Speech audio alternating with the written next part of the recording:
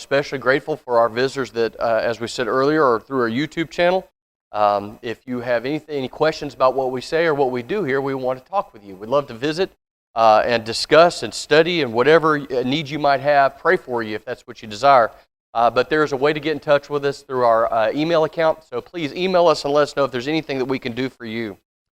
If you'd like to go ahead and turn Romans chapter 7 and verse 14, Romans 7 and verse 14, the idea of Paul as he's writing to the church at Rome, the idea of his body being at war with itself, his person being at war with itself. And many times we have that conflict.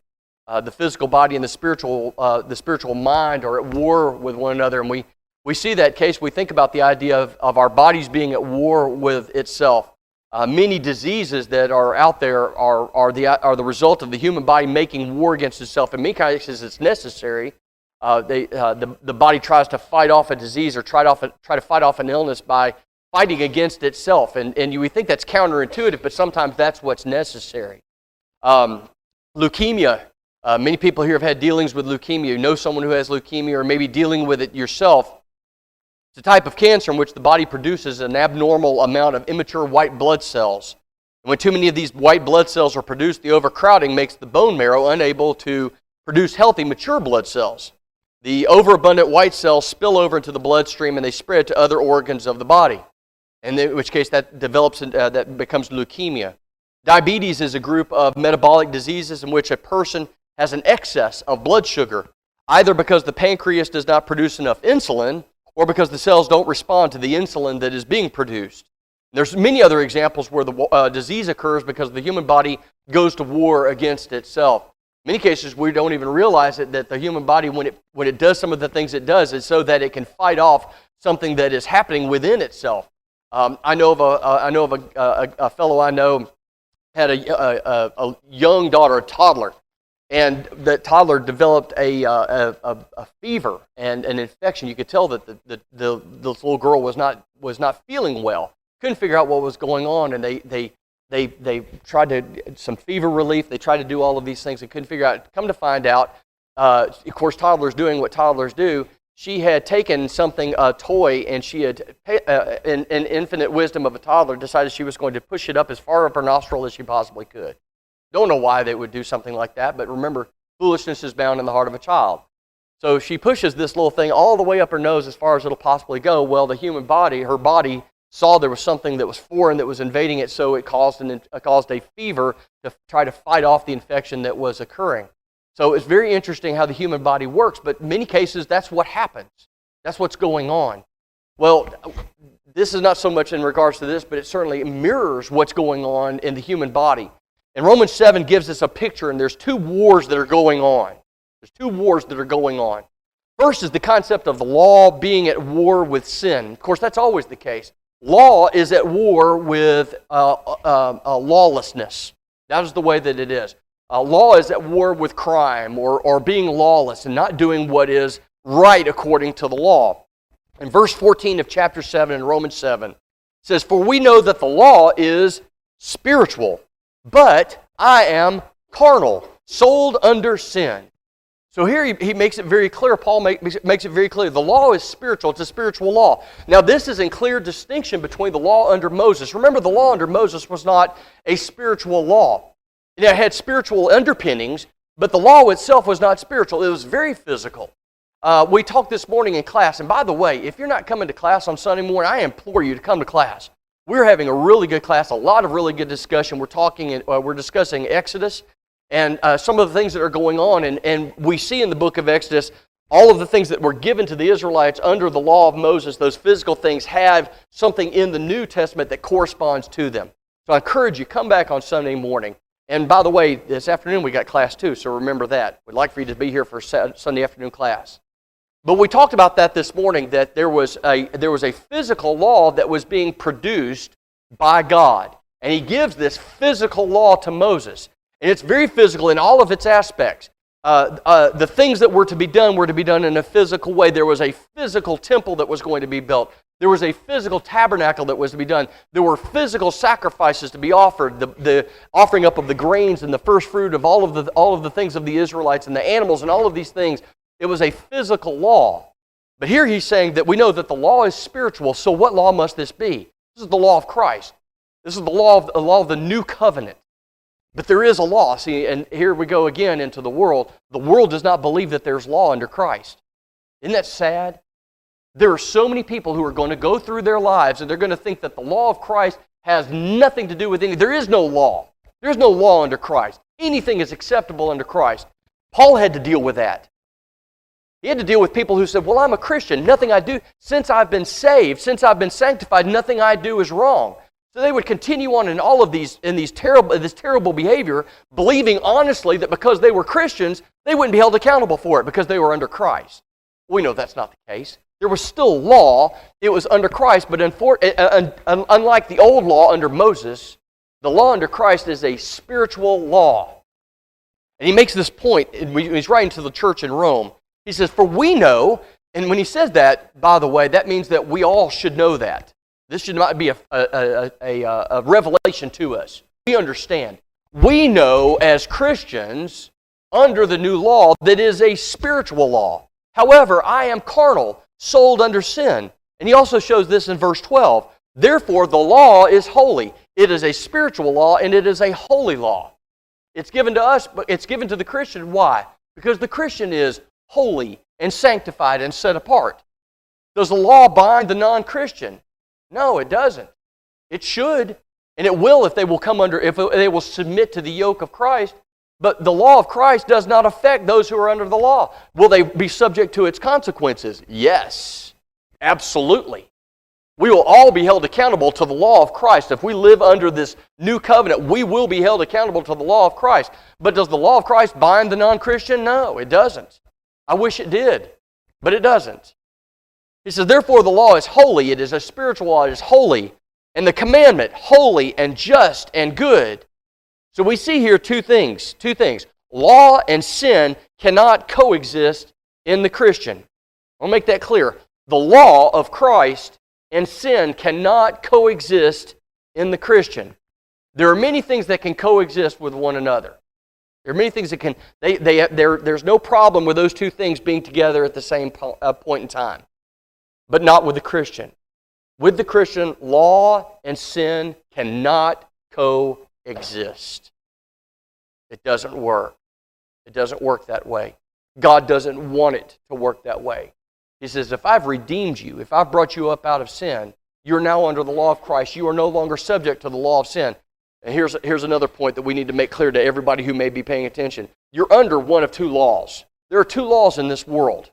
There are two genuine, real laws in this world. There's the law of Christ, and there's the law of sin. And make no mistake about it, you cannot opt out of either one of them.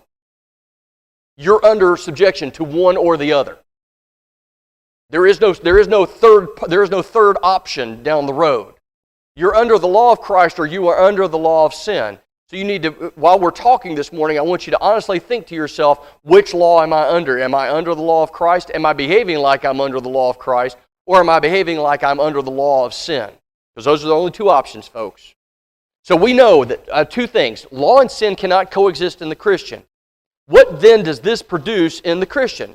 Well, as anything else, when you've got two things that should coexist, it creates a conflict. Conflict very rarely produces good things in the Christian. Conflict really doesn't produce good things in the Christian. It produces a conflict, and it's between the Christian and sin. Now we think today, we call ourselves soldiers of Christ. What is a soldier but one who fights on behalf of one another? That's what a soldier does. So we know that for the Christian sin, we cannot coexist, so there is a conflict going on. There's a conflict. So another question that we need to ask ourselves is, are we in conflict with sin?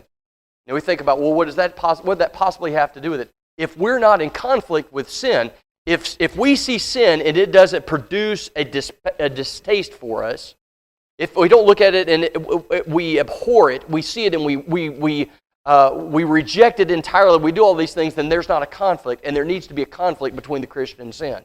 If we look at sin and we overlook it, we say, well, it doesn't bother me, it doesn't affect me, it has no impact on my life, then there's not a conflict, and then there's a problem. There's a problem if we don't have a conflict and an issue with sin. Because if we're soldiers, then that's exactly what's going to occur. Starting in verse 15. Continue on in verse 15. So we've got 7 verses 14. What does it say in verse 15? It says, "For what I am doing, I do not understand." Now, we talk about conflict. That sounds like a conflict, doesn't it? What I do, I don't understand. Now, if somebody in their normal state of mind said something like that, I'm doing this, but I'm having this out-of-body experience, I don't understand exactly what it is I'm doing, we would think that there would be a major problem. It sounds like a conflict, doesn't it? You hear from people who are accused of committing a crime, and this has been used for many, many, many, many years. It's like I wasn't even there. I was on the outside. I saw myself doing these things. And listen, I'm gonna take them at their word. I imagine that's probably the case. There was an incident a while back where a father walked in on someone abusing one of his children, and he beat the man almost to death. Physically with his fist, beat this man almost to death. And they took him and they brought him up on charges, and they asked him on the stand what was going on. He said, "I honestly don't remember anything about it. It's almost as if I was standing in the corner watching myself do this. I lost all sense of who I was and what was going on." I'll take the man at his word. I don't know what I would do under those circumstances. Likely the same thing. Just being a human father and seeing somebody do something to my child, I may be in the same boat. But that idea of having he said, it's almost like I was out of my body seeing what was going on. I acted on impulse. I didn't sit back and study and think about, what should I do in this circumstance? I just launched into action, and I didn't realize exactly what I was doing. I certainly didn't realize I was going as far as I did. Okay? It's as if they were detached, and they were looking on with detachment from a distance. But this is happening with Paul, but it's happening from a spiritual standpoint. He can't believe that he's doing these things. And here's where we kind of break apart, and we need to understand something about these men of God, these 12 men that were serving, 13 including Paul. These men that were serving as apostles, that were called out to do these things.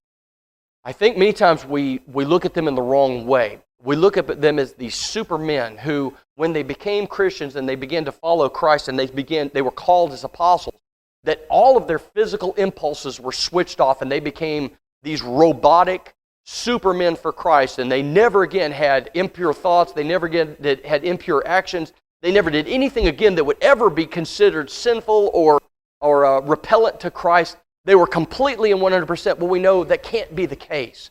And we need to quit looking at these men, because we can gain so much more from their writings when we realize that they were still human beings and they were still subject to the same impulses as we are today.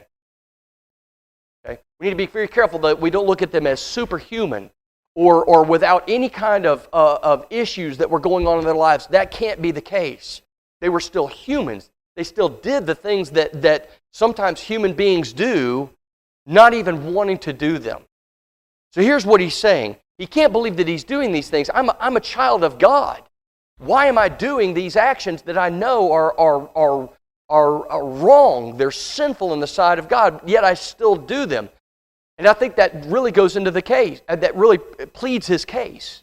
This is not what I do. Why am I doing these things? It's almost as if I'm detached from my body. I can't believe that I'm doing these things.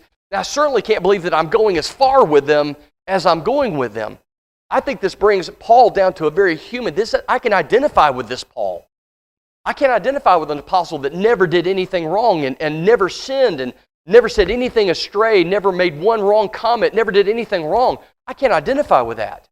However, and I guarantee everybody in here can, they can identify with a Paul that even though he professed Christ, he loved Christ, he did what Christ told him to do. However, still in certain circumstances, when he found himself in a position, sometimes he still erred. Sometimes he still sinned.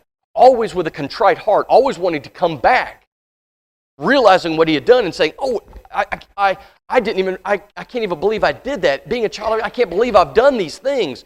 With a contrite heart, coming back and repenting of that sin and coming back and begging for forgiveness from the Redeemer that gave his life on the cross for him.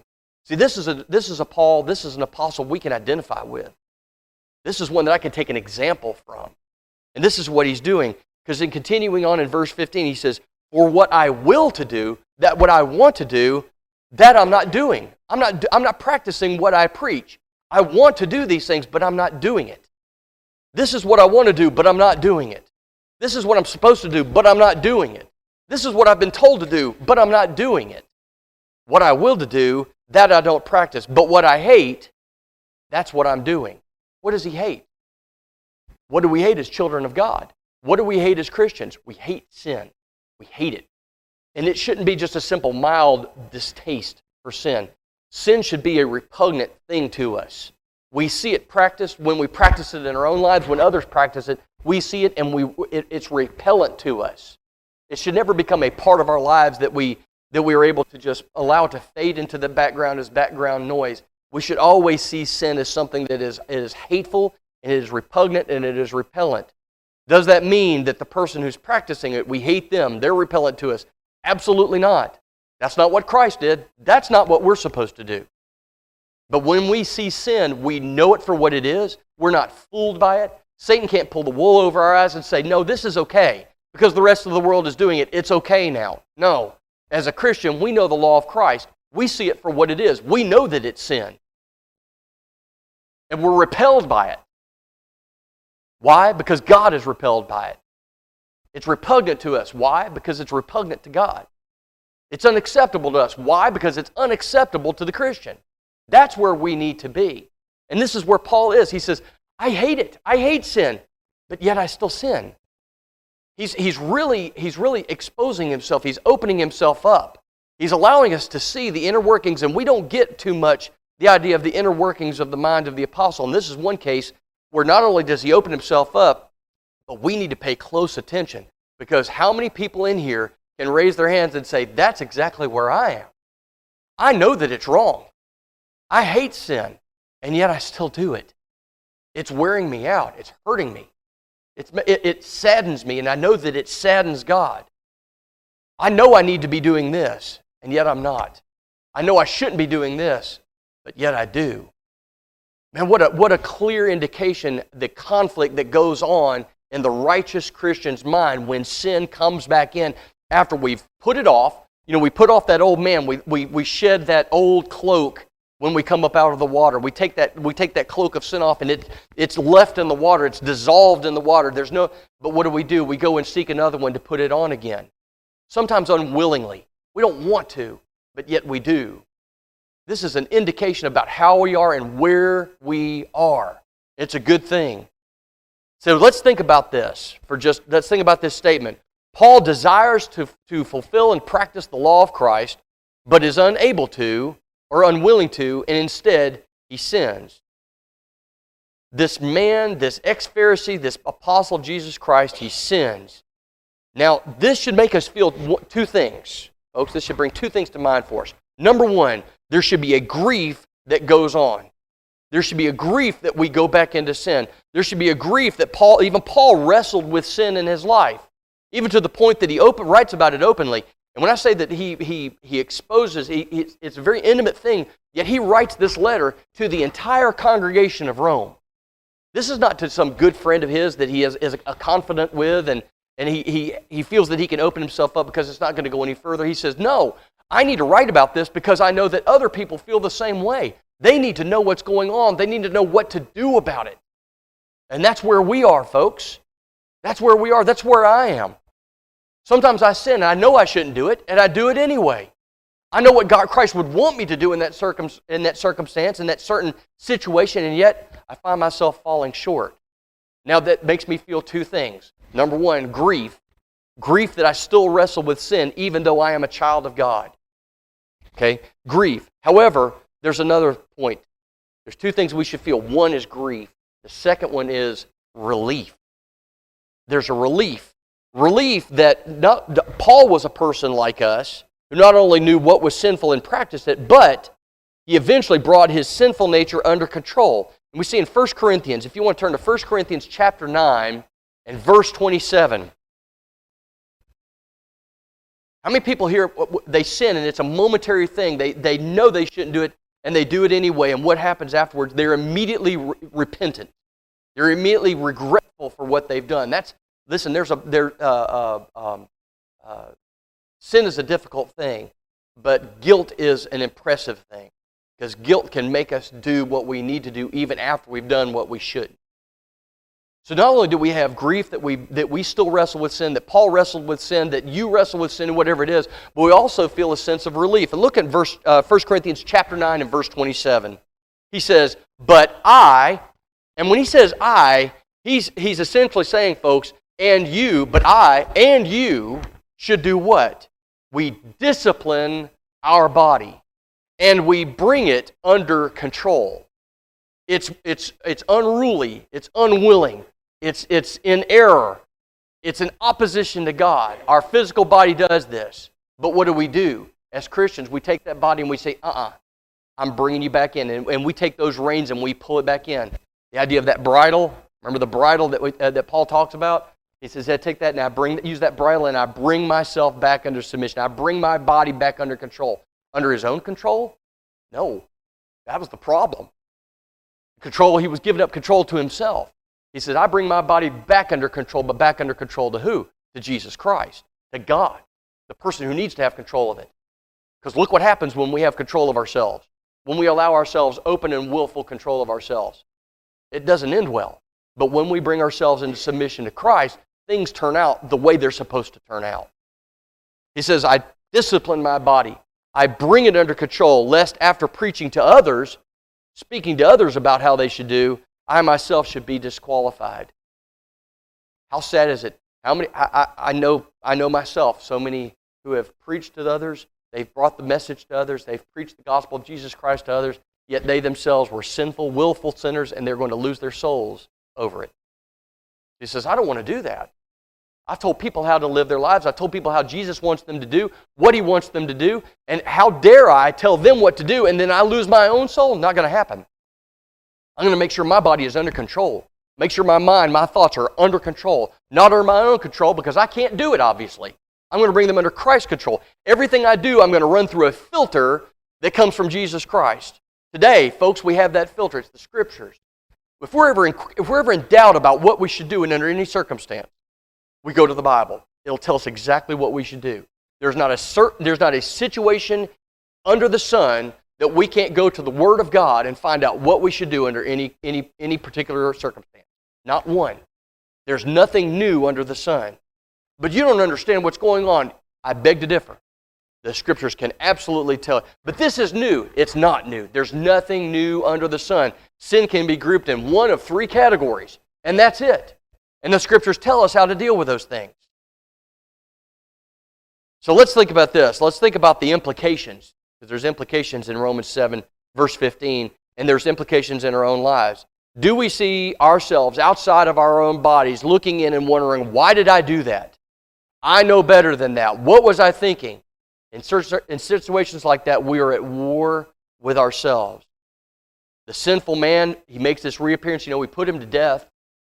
We think he's dead and buried. He's like a zombie, right? Zombies are big business now. Lots of movies and TV shows. It's the idea of someone who is dead and buried, and they're coming back out, and they're going after the living. Well, essentially, that's what's happening in our own lives. We put that sinful man to death. We put him to death. We crucified him in baptism. But yet, we allow him to make this reappearance. We bring him back up, and what does he do? He comes lumbering after us, wanting to bring us back under his control. He wants to make more of himself. He seeks to make us sinful yet again. And what happens? Sometimes we beat him off. Like in all the movies and TV shows, they beat off all these dead folks that are after him. But sometimes, you know what we do? We get out of the driver's seat, and we put him back into the driver's seat, and we take a back seat to him. And we allow him yet again to tell us and dictate our lives to us. To do what we want to do what he wants to do, rather than what Christ and what God want us to do. That's unfortunately what the case is in many situations. We think we have sin banished from our lives, but then, pow, here we come. It finds its way into our lives yet again. In verse 17, he says, but now it is no longer I who do it, but sin that dwells in me. Sin has made a reappearance in our lives. We're back in Romans 7. For I know that in me, that is, in my flesh, nothing good dwells. Now, this is in direct conflict to people who believe that the physical manifestation of man is the highest form. There is nothing higher than the physical manifestation of man. There are people today who worship mankind. They worship the physical body. There's nothing greater. There's no higher achievement than the physical body. That's why when the body dies, there's nothing else after this. This is it. We die. We live for a period of time in our physical bodies, and then when we die, there's nothing else. There's oblivion after this. Well, we know that's not the case. Paul says there's nothing good in the physical body. Now, what does he mean by that? It means that nothing the physical body can do or will do is of any real benefit. It's the spiritual. That's where we find our salvation. That's where we find our home. Eternal is in the spiritual. He says, "For I know that in me, that is in my flesh, nothing good dwells." Nothing that I do in the flesh is going to be of benefit to me. For to will is present with me, but how to perform what is good I don't find. Think about that. I'm going to say that again. To will to do good is present in me. I want to do what is right. But to perform that, I can't find the will to perform that which is good. This is a man who is in deep conflict, and I don't know the circumstances in which he wrote this. We're not told where he was when he wrote it or what was going on in his life when he wrote this. But you're talking a man who is in deep conflict. I don't know if there was a particular situation where he erred, he sinned, and now he is really delving deep into his own emotions and his own mentality. I don't know. I do know that the Holy Spirit gave him utterance to say these things. He may not have, under his own volition, have said these things to the church in Rome, but it was needful that he do this, and so therefore he wrote it. But something, I believe, really happened in Paul's life for him to say these things. Because this is a man in deep conflict with himself. I want to do what's right, but I don't have the will to do so. I want to do what's right, but I can't find the power in myself to do these things. I want to do what's right. I know sin when I see it. I hate sin, and yet still I find myself engaging in it. And folks, this speaks to the human condition. This speaks to people in the church, outside the church. They see sin, and they know that it's wrong. They know that it's not right to do so, and yet they still find themselves going back into it. And then we say to ourselves, what's wrong with me? God, what's wrong with me? Why do I do this thing? Why do I do these things? And really at the end, God is saying, you just haven't simply given up control. You haven't given up control. You're still willful. You're still self-willed. You still want to do what you want to do. You haven't given up total control to me. Because if you do so, you'll find yourself sinning less and less and less. You'll find the will within yourself to do what is right and the will to not do what is wrong. So now we find this sense of hope that comes along with us. Like Paul, I dare say that everyone in here, except for maybe our youngest Christians, if we see sin, and I hope this is true, if not, we need to study more. I dare say every Christian in here, when they see sin, they know it. Now, it may not affect them like it should. It may not usher up this sense of repellency that it should, but we still know sin when we see it. When we see others practice it, when we see it in our own lives, we know it when we see it. So like Paul, we can recognize sin in ourselves, and we know that it's not our new Christian selves that practice these things, but it's the sin that we've allowed to come back into our lives. And why do we do this? Why do we allow sin to come back in? That's really the $100,000 question, isn't it? Did we think that we can control it? So many people think that, how many alcoholics have said, I went through rehab and I've gone through all of these things, and yes, I'm still an alcoholic, but I've beaten this. It no longer has control over me. See, the ones who are genuine about this know that they can never again, not once, not ever again, take the first sip, because they know that when they do, they've lost that control, and it is a short slide back into full-blown alcoholism. But how many people have you seen? How many people do you know that after they know they're alcoholics, they put this away, yet they still say, I can control it. I know I can have one beer and it's not going to affect me. Well, that's the old alcoholic self talking. And they convince themselves, oh no, it's okay. I can have one and it won't affect me. What about the drug addict? I've gotten rid of the hard stuff, but I can still partake in a small fashion, and I'll control it this time. It won't have the control over me that it had before.